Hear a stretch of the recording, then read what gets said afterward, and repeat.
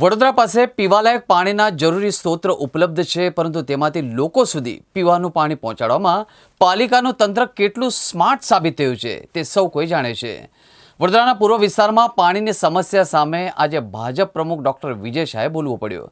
તેમણે સાંસદના સત્કાર સમારોહમાં શહેરના તમામ ચૂંટાયેલા પ્રતિનિધિઓ સમક્ષ વાત મૂકતા કહ્યું કે હું મંચ પરથી કહેવા માંગુ છું, સાહેબે પણ લાગણી વ્યક્ત કરી અને વડોદરામાં જે પાણીનો પ્રશ્ન છે તે સમગ્ર ટીમના માધ્યમથી કોઈક રીતે સોલ્યુશન લાવવું પડશે। ત્યારે આપણા માટે સૌથી મહત્વની બાબત એવી છે કે આ વિસ્તારનો સૌથી પ્રાણ પ્રશ્ન એટલે પાણી, અને પાણીના પ્રશ્નના સંદર્ભમાં વારંવાર રજૂઆતો થતી રહી છે।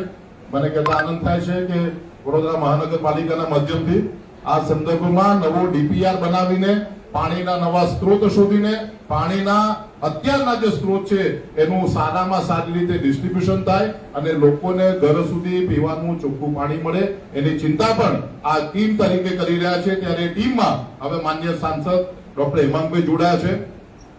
ગુજરાતનું ગૌરવ કહેવાય એવા અમારા સૌના માર્ગદર્શક માન્ય પ્રદેશના અધ્યક્ષ પાટીલ સાહેબ જ્યારે સમગ્ર દેશના જળ સંપત્તિ વિભાગના જ્યારે મંત્રીશ્રી બન્યા હોય ત્યારે વડોદરા માટે એમની વિશેષ લાગણી છે, અને માટે આ મંચ ઉપરથી હું કહેવા માંગુ છું કે સાહેબે પણ એવી લાગણી વ્યક્ત કરી છે કે વડોદરામાં જે પાણીનો પ્રશ્ન છે આ સમગ્ર ટીમના માધ્યમથી આ પ્રશ્નનું આપણે કોઈને કોઈ રીતે સોલ્યુશન કરવું જોઈએ। સૌ બેઠેલા મુખ્ય લોકો આજે અહીંયા હાજર છે, ત્યારે મહાનગરપાલિકાને પણ એવી વિનંતી છે કે એના સંદર્ભમાં પ્રોએક્ટિવ થઈને આપણે આ કામનો નિકાલ કરવો જોઈએ।